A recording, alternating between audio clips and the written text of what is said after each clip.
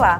No Justiça Legal de hoje, você vai conferir no quadro Perfil Especial como é a rotina do servidor da comarca de Laguna, que é pai de 10 filhos. No quadro Entrevista, a nossa convidada é a juíza corregedora do Tribunal de Justiça de Santa Catarina, Lilian Teles de Savieira, que fala sobre o projeto de saúde mental desenvolvido pela Corregedoria Geral da Justiça. E a partir de agora, você vai ver a cobertura do evento que abordou os desafios na atuação do magistrado perante o sistema socioeducativo catarinense. Confira. Aconteceu na Academia Judicial, em Florianópolis, o workshop Desafios na Atuação do Magistrado perante o Sistema Socioeducativo Catarinense. O evento, promovido pelo Núcleo 5 da Corregedoria Geral de Justiça, contou com a presença de inúmeros magistrados que têm relação direta com este trabalho. Esse evento é o fechamento de um projeto de inspeções nas unidades de atendimento do Sistema Socioeducativo, em todas as unidades de Santa Catarina, que nós iniciamos ao longo desse ano.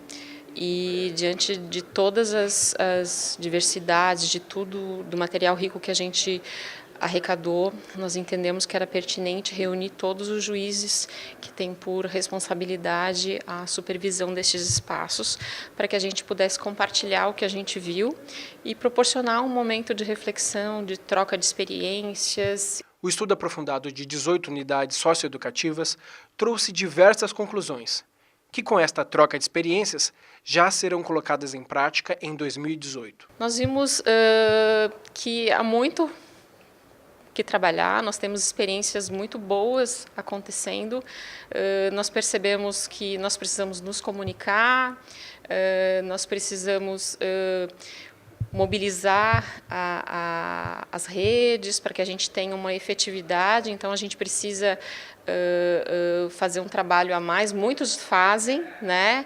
E intensificar isso para que o que a gente tem no Estatuto da Criança se torne realidade, para que a gente alcance a efetividade dentro daquilo que se faz na infância e juventude.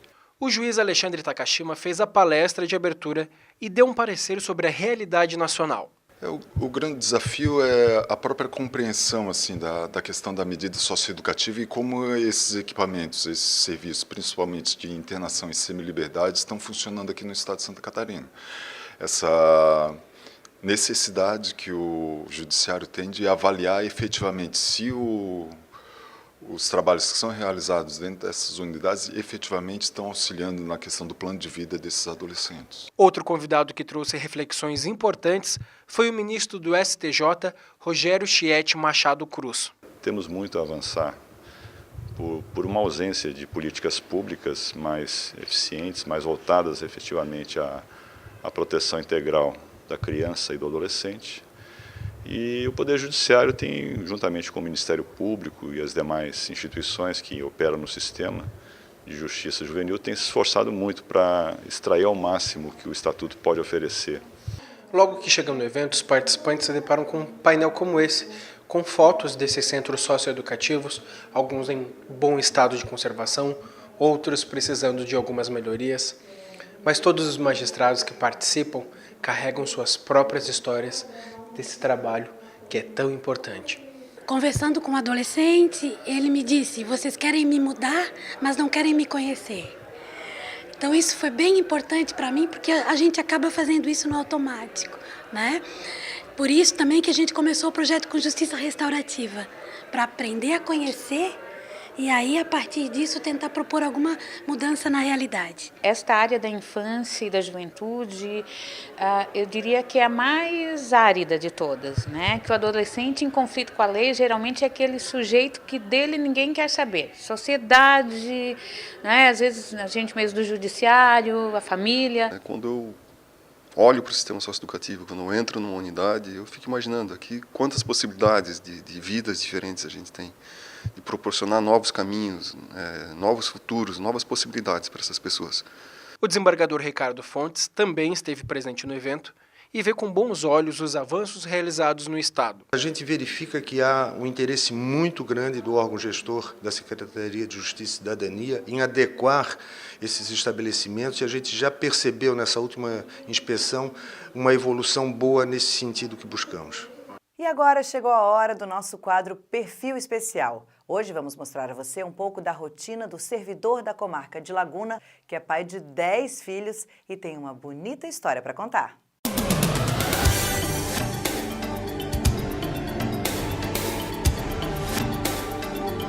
Valmor dos Santos, 37 anos, técnico de informática do Fórum de Laguna, cidade que fica no litoral sul de Santa Catarina. Há 2 meses, ele adotou uma menina de 17 anos que estava prestes a ter que sair do abrigo e abandonar os seus outros 2 irmãos. Só que hoje essa história muda. Ele vai voltar ao abrigo para buscar esses outros 2 irmãos dela. Essa história por si só já representa todo esse amor que eu tô te falando. Mas e se eu contar que o Valmor tem mais 7 filhos? 3 biológicos e outros 4 adotados.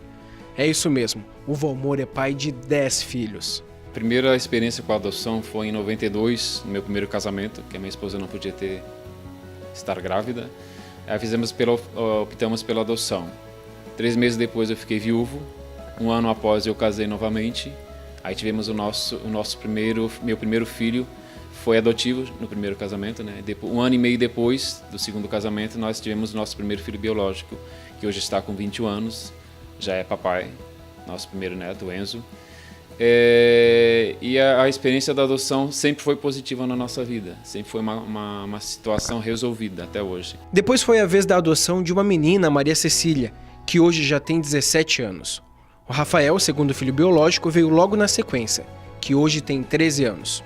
Depois fizemos uma adoção tardia da Maria Beatriz, que hoje está com 17 anos e tinha 7 anos na época.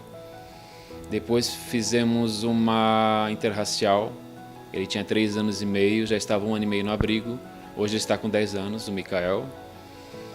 Depois tivemos a terceira biológica, Maria Valentina, que vai fazer 5 anos agora em dezembro. E ano passado nós soubemos da situação desse grupo de irmãos no abrigo, de que uma delas iria fazer 18 anos e teria que sair do abrigo. Aí nós nos doemos com a situação dela, até porque a gente não pode ficar de olhos tapados com a situação atual da sociedade nesse sentido.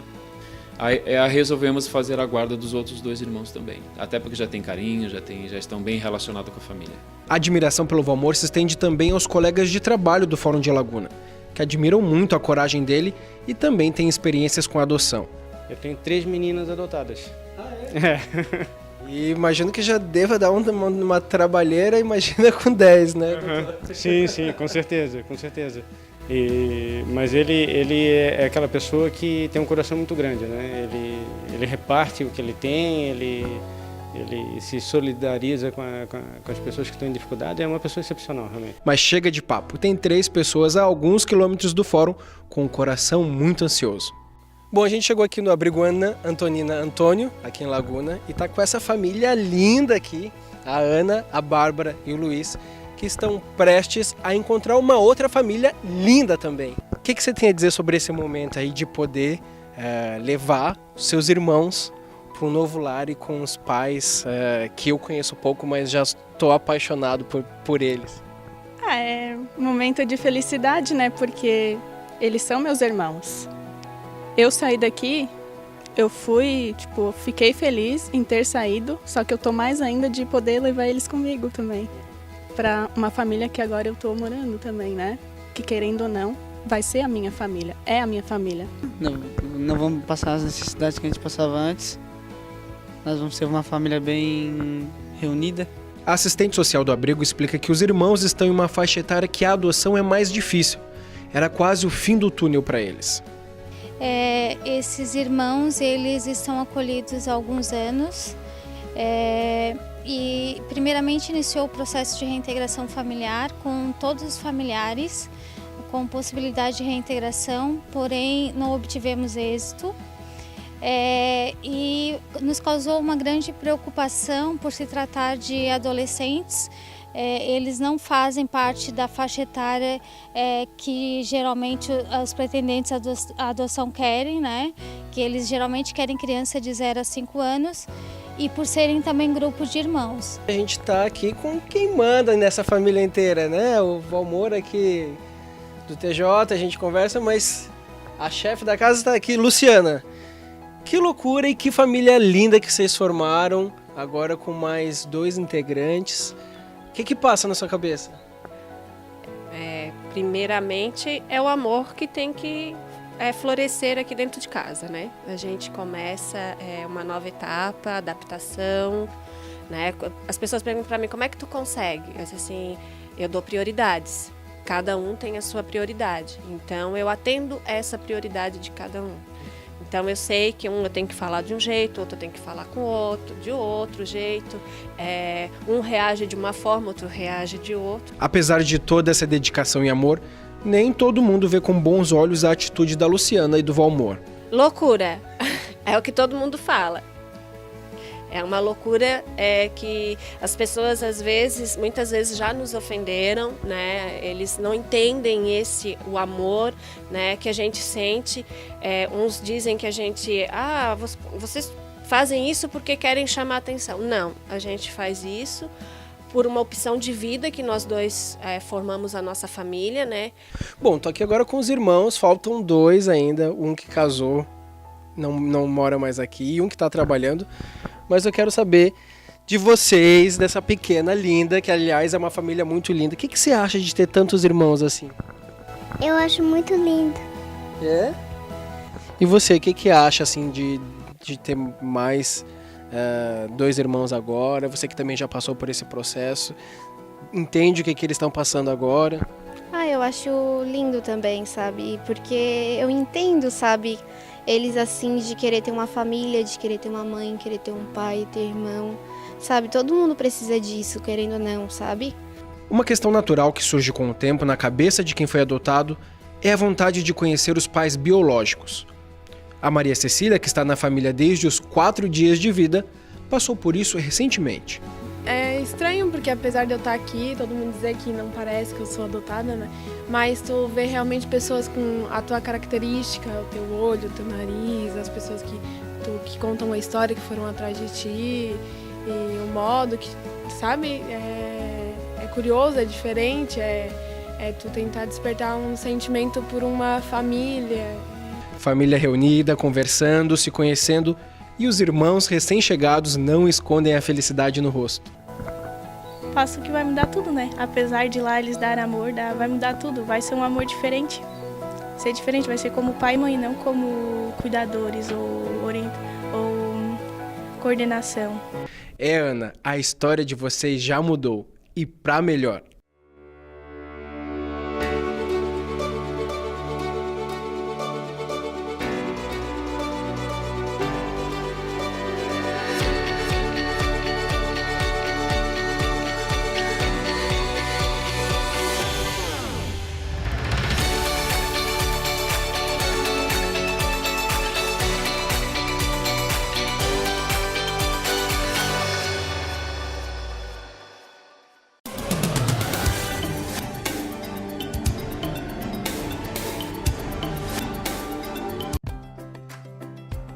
Adotar é dizer sim.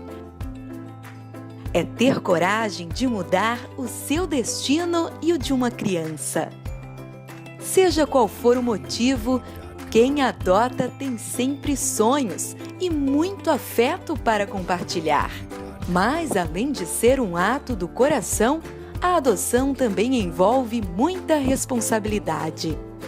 Por isso, o processo passa por várias etapas para que todos tenham certeza da decisão.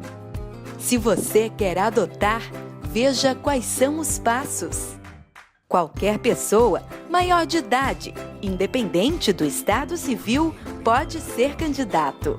E quando estiver preparado, saiba que muitas crianças estarão esperando por você e pela oportunidade de ter uma família.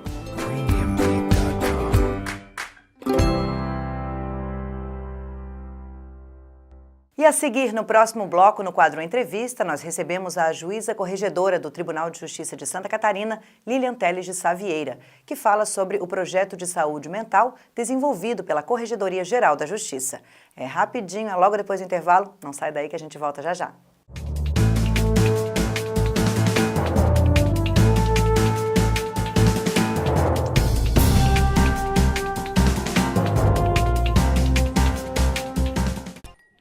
questão de segundos, uma família será condenada por irresponsabilidade on the rocks.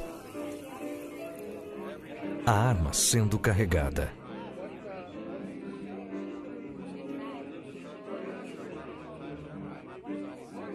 Arma empunhada.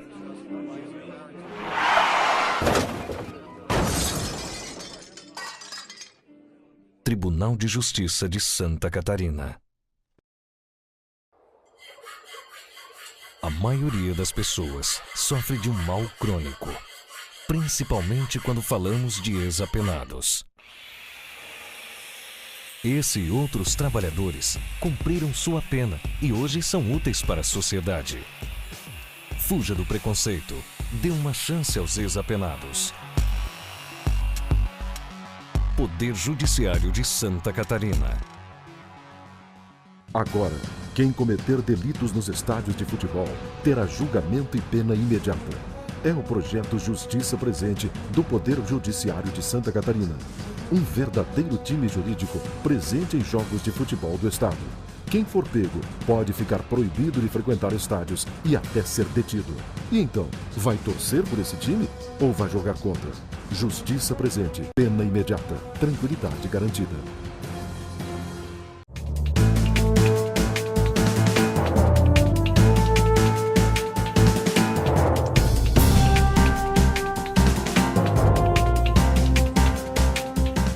O programa Justiça Legal está de volta. Muitíssimo obrigado pela sua audiência.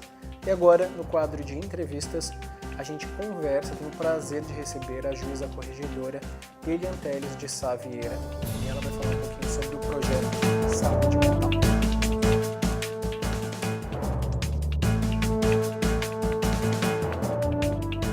Doutora, muito obrigado pela entrevista. Eu abro esse nosso bate-papo te perguntando o que é esse projeto. Esse projeto ele é uma continuidade, até porque a gestão do desembargador Ricardo Fontes, ela teve por objetivo dar continuidade a todos os trabalhos que já estavam em andamento na corregedoria. E nós já tínhamos, no ano de 2014, emitido uma circular 109/2014, onde houve uma preocupação em relação às internações de adultos e a questão das altas, né, de vincular as altas a ato personalíssimo do médico. Então foi emitida essa circular e a partir dela, a partir dessa demanda, a gente passou a acompanhar esses estabelecimentos, né, a corregedoria passou a acompanhar e diante do número de pedidos de orientação que nos chegavam no núcleo 5, sobre questões relacionadas a problemas de saúde mental de adolescentes, de adultos, do que fazer, muitas dúvidas dos juízes, de serventuários, a gente percebeu que a gente precisava dar continuidade e iniciamos esse projeto que tem o escopo dele exatamente esse que faz parte da missão da corregedoria, que é de apoio e suporte ao magistrado e ao serviço de primeiro grau, serviço judiciário, e também prestar um serviço à sociedade. Então, a ideia foi, inicialmente, a gente buscar dar visibilidade a essa rede, a rede de atenção psicossocial, porque muitas vezes a gente ingressa nos quadros da magistratura com conhecimento jurídico, com conhecimento em diversas áreas, mas essa área da saúde ela é um pouco desconhecida. E para a gente lidar com as questões que nos são submetidas nessa área, a gente tem primeiro que ter conhecimento de como que funciona essa rede, que serviços são oferecidos, o perfil, o que eu posso contar nessa rede. Depois, até num segundo momento, a gente parte para verificar o que existe disponível em termos de oferta de serviço em Santa Catarina.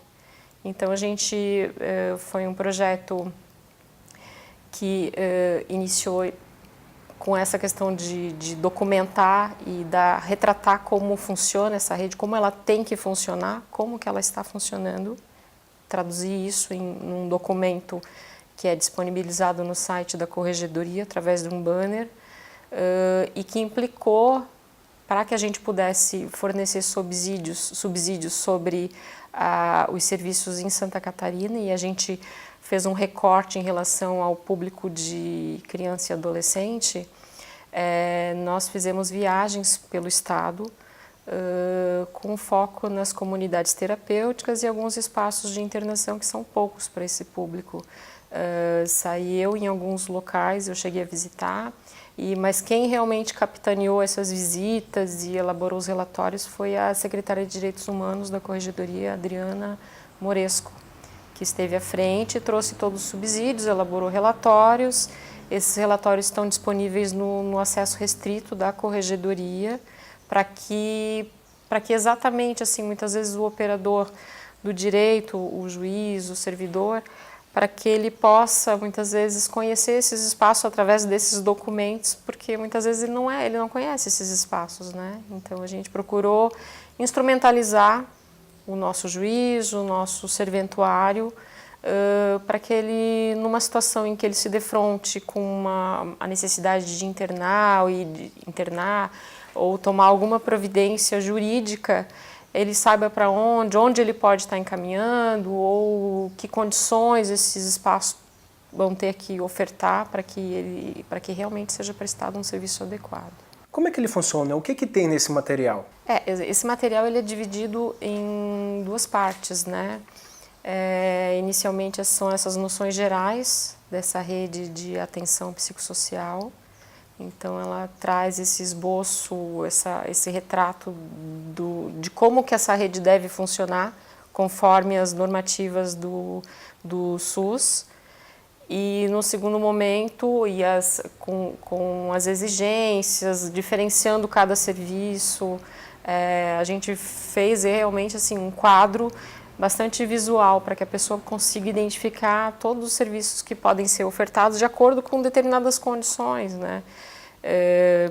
E nesse primeiro tópico ainda a gente abordou os serviços ofertados em Santa Catarina, um outro quadro apontando todas as comunidades terapêuticas que recepcionam adolescentes. E pontuamos, fizemos um descritivo desses serviços, de como está, do que precisa ter, né, as exigências legais. No segundo tópico, a gente procurou, à vista das demandas que seguidamente nos chegavam, a gente procurou abordar na modalidade de perguntas e respostas os aspectos mais controvertidos, né, que chegam até a gente, perguntas e respostas sobre como proceder, o que exigir numa determinada situação. Então, até para a gente poder estar repassando um material de uso bastante prático para quem dele necessitar e que as pessoas possam encontrar as respostas para aquilo que realmente angustia, né? Porque muitas vezes, o que a gente percebeu é que entre o que deveria estar disponível nessa rede de saúde mental, de atenção psicossocial, muitas vezes a oferta é aquém daquilo que deveria estar. E isso tem gerado um enorme desassossego para o juiz, para o serventuário, que muitas vezes na solução jurídica precisa de um apoio dessa rede para dar efetividade aos comandos judiciais. Não sei se a gente consegue elencar, mas quais são essas principais constatações aqui do nosso estado?